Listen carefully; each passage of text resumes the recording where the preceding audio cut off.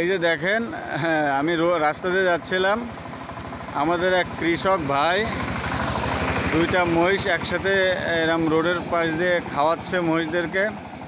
হ্যাঁ, ভাই যে একটা মহিষের উপরে উঠে বসে আছে, হ্যাঁ, দেখতে খুবই দারুণ লাগতেছে।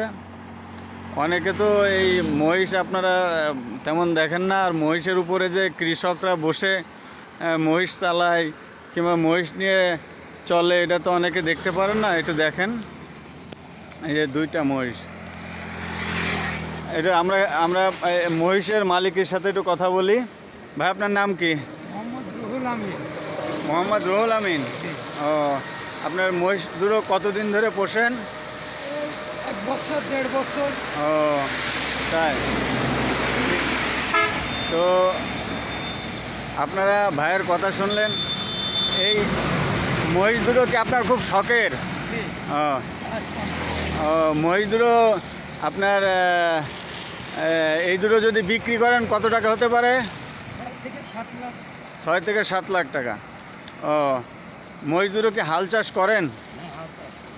আমরা বন্ধুরা কৃষি এবং কৃষককে, হ্যাঁ, অবশ্যই ভালোবাসবো।